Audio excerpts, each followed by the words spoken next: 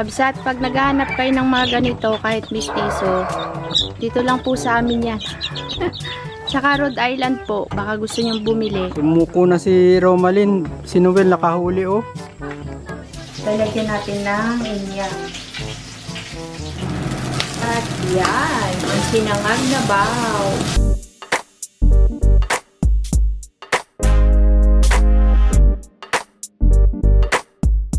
Gandang hapon ka, Kabsat. Oo, dyan. Dito tayo sa farm again. Tignan nyo yung mais ko. Ang taas. Tapos may bulaklak na. Karito. Mayroon na tayong harvestin next time. Ay, nakalimutan ko yung pagkain ni Chopper. Mayroon pala tayong bagong labuyo again. Tara.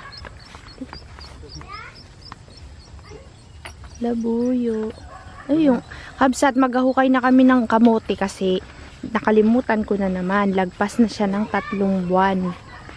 Oh, kailangan na tong hukayin. Kasi baka masira na naman kagaya dati hindi natin napakinabangan. Ganda ng ano ko sitaw. Diba, Kakabsat, ganda ng sitaw natin. Uy, nagtilig na sila ng labanos. Oh, ganda ng labanos. Katuwa. Nakita niyo yung mga bagong pinunlak ko? Yan na oh, nagtubuan na sila kuya. Baka mabunot nyo ah. Ayan, yung iba hindi. Naglagay ako sa mga gilid ay. Tingnan natin. Yung lalak. Ay, namatay. Bakit? Ito namatay. Oh, yung ating kamatis. Yung mga ano, Kabsat. Pakita ko sa inyo yung gulay natin. Natutuwa talaga ako sa mga gulay natin. Ah, nagdidilig sila pala. Ang taba ng ating upo. O, antimilba. Yung upo ko. Parete. Patola. Ganda na rin. Yung mulberry, daming bunga kaso kinakain ng ibon. Ang palaya, namumulaklak na. Uy, may bunga na ang ampalaya. Bakit maliit? Ano to? Baka ito ay ano? Ampalayang ligaw, Kakabsat. At ganyan yung bunga, butit. Tanggalin ko nga yung bunga niya. Ayun o, butit. Bakit ganun? Tanggalin ko. Ayun o, dami pang mga bunga, Kabsat to. Bakit maliliit? Ampalayang ligawari ito ah. Ay, hindi. Uy, tinanggal ko yung bunga. Naghahaba pala. Romalyn, anong pinaggagawa? Ayan, oh. Dapat masuputan na to. Dali na naman sa insekto to, Kabsat. Magtanggal ako ng dahon sa baba. Ayan, oh, mga bulaklak niya. Oh. Dapat ito matanggal.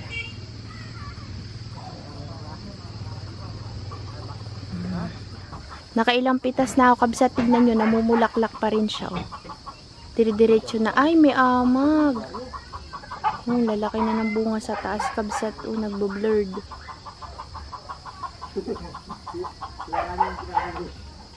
Yung sitaw.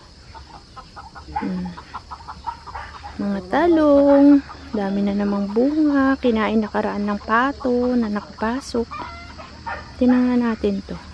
Yan o, ang daming magiging bulaklak, Kakabsat, ng aking sitaw. At maganda ang kanyang bunga. Yung uraro natin, o, diba? Naalala nyo pa, Kabsat, yung uraro. Ganda ng mga sitaw. Uy, natutuwa ako, Kabsat. Meron tayong haharvestin soon. Tingnan natin sila dito. Pinutulan na namin to, Kabsat, ng sangao kasi babagsak na. Eh, dyan gumapang yung mga palang. Ayan yung palang. Kapal na. Kabsat, pasensya, nanginginig yung kamay ko maghawak ng ano, ng camera. Ito na isang babae dito. Kumusta, boy?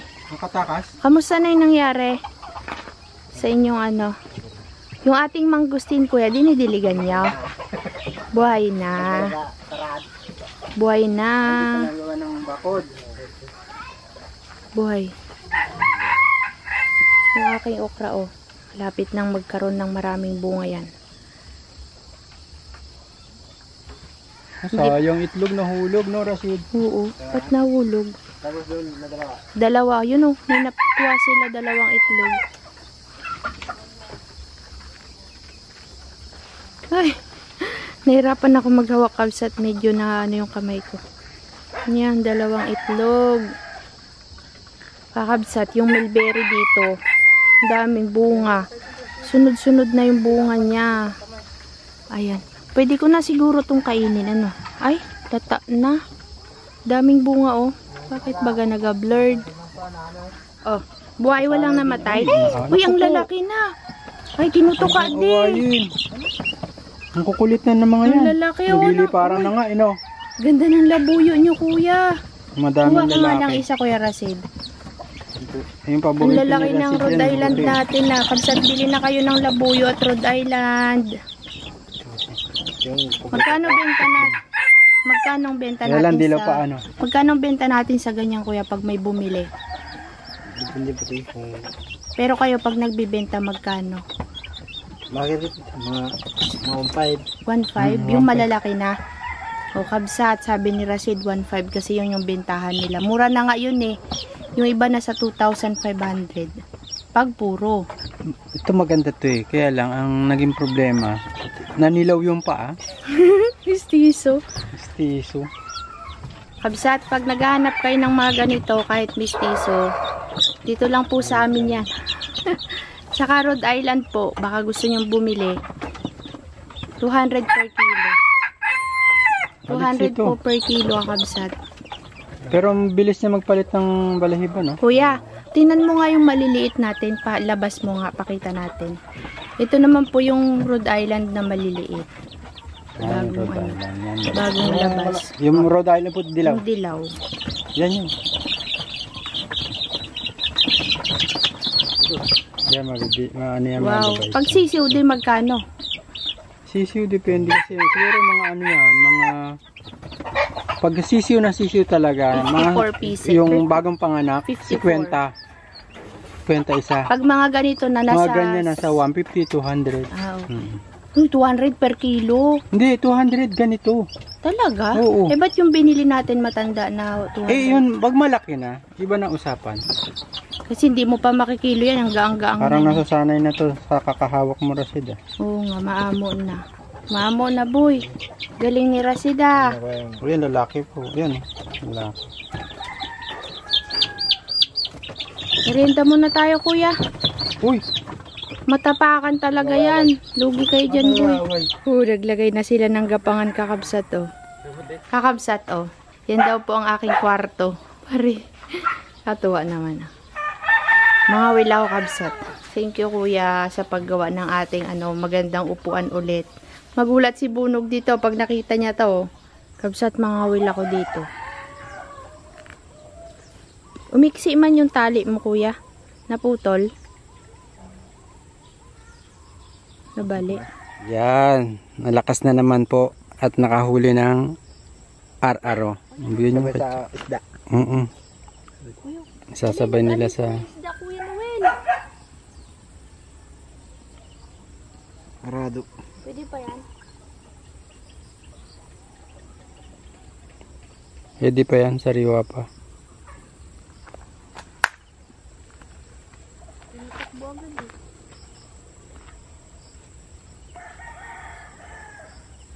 Mukhang babala ka makahuli na madami. Doon kasi nagalundagan sila bagadi, kalalaki. Arado ulit. Puro arado. Talo na si Romalyn ah. Sumuko na si Romalyn. Si Noel nakahuli oh. Ayan oh, malaki. Anong tilapia? Arado. Arado? Yan na po siya parating. Ano nahuli niya? Araro. Well, tumigil na yung dalawa. Wala na mahuli. Ano nahuli mo naman? Gulay. Gulay? May papaya ka pang na bingwit ah. Dalinis na to? May kuko ka rin. Oo. Kabsat, hindi ko alam po ng ulam namin, pero ito, kailangan ko ng talbos ng kamote.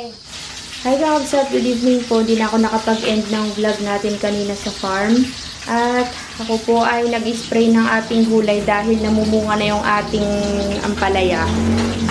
Tapos, kinabi na po kami. Medyo nanginig yung kamay ko, kabsat. Pasensya na kung mauga. Nagluluto po ako ng talakitok. Ito yung naabutan ko sa palengke dahil sarado na ang mga tindahan. Ginabi kami kasi nga bumili pa kami tubig. Magsisinigang po ako ng talakitok sa inyam. Sinigang na talakitok sa inyam. O, diba? Kabsat, hindi ko alam po kung si Sir Noli ba yung nag-comment sa ating YouTube na sabi ay nakakagamot daw ng mga bukol yung balat dahon ng inyam. Balat ng kahoy pala. Ng inyam. Ngayon, ipang-sisinigang ko siya kasi wala akong pang-asin. Kasi may binigay sa akin dati sinini na inyam galing sa Turawan. Lalagyan ko ng inyam ito, kabsat. Ulo. Isang ulo lang para may mahigop akong sabaw. Tapos lalagyan ko ng kamatis, sitaw kasi malalantaan na yung sitaw natin. Tapos, ito po yung ating pang palasa, mga sahog. Sabay lalagyan ko ng inyam. Oo. Ang daming inyam. Binigay ni Kuya Pablito kay Nini nung nakaraan na bago tayo pumunta ng Mayba. Yan. Lagyan na natin ng inyam kasi pakukulayin ko sa kabsat. Ganyan po. Dapat, hindi mo pipigay Hindi na. Ganyan na. Para, kasi daw yan masustansya kaya yun. Sinong nagtanggal nito dito? Si nanay mo, ayon yung sumama siya sa bundok na nabinat po siya. Siya pala nagtanggal nito pagkadami-dami napagtsagaan, lalagyan natin ng inyam. Tapos, lagyan natin ng mainit na tubig. Butit. Para madaling tumulo. Ayan. Kunti lang. Tapos, lalagyan ko ng talbos ng kamote. Basa lang ko na kabsat. Yung hinigaw kabsat ay hindi ko alam kung saan utong na ba ito. Lang yan. Kakabsat, nakasubok na rin ako niyan magsinigang naman sa bignay. Kaya siguro parang same lang sila ng lasa. Bignay. Magapamarkot nga ako niyan, ibibilhin ko kay Rizal. Magaling daw magmarkot. Uy, nasunog. Nasunog na ang ating pinitrito kakabsat. Kalimutan kong pumitas ng kalamansi sa farm. Tuloy, bumili kami ni Nini kanina ng kalamansi. Nauga kabsat. Aray! Pasensya na po.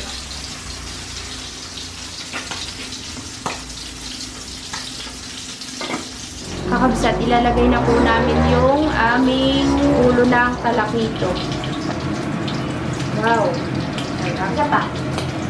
Yung sitaw natin, ilagay natin dyan. Ulo lang, prito natin yung yung katawan. May talbos kami dyan ng kamote, lalagyan ko ng sitaw. Wow, kulay itim ang sabaw. Sarap yan, may katas ng inyam.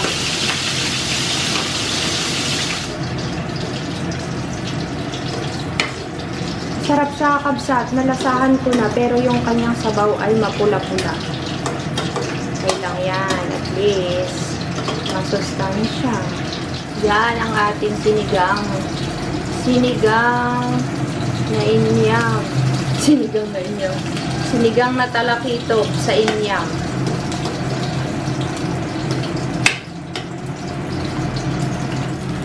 At yan, ang sinangag na baw.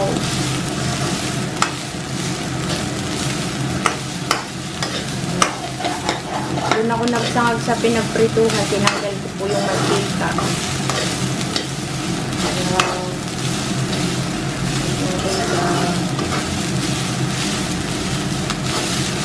Magpaparami na naman ng kain ng person. Dapat bawas sa kanin. Kunting kanin lang naman ako. Pinapapak ko kakabsat yung gulay. Kakabsat, kakain na po tayo at ipapatikim na po natin sa kanila ang ating sinigang na talakitok sa inyam. Ang pangalan ng asin. Yan. Sitaw, te, di ka kukuha? Kuha kang sitaw. Pakain na po. Kumain ka ng luya, te. Maganda yun sa lalamunan. Oh, sige. Tikman mo yung sabaw, tinini. Asim. Oo, konti lang. Konti lang. Sakto lang. Siguro maganda yung dahon niya pang sigang, yung talbos. Hindi. Yung talbos niya ano? Hindi maasim yung talbos. Hindi. Yung talbos niya. Matabang? Pakla. Ah, mapakla. Parang saging na ilaw. Ay, pag nilaga ko pala yun at ininom ko mapakla. Pakla. Pero masarap siya, kabsat. Ihalo sa mga isda. Mawawala yung langsa niya. Lansa. Saka matatanggal yung mga mantika. Kain na po, kabsat. Kain na po, Let's kabsat. eat. Good night na po. Bukas na lang po ulit. See you po. Bye-bye. Salamat po sa panonood. Sana nag-enjoy kayo sa aming vlog. Bye-bye.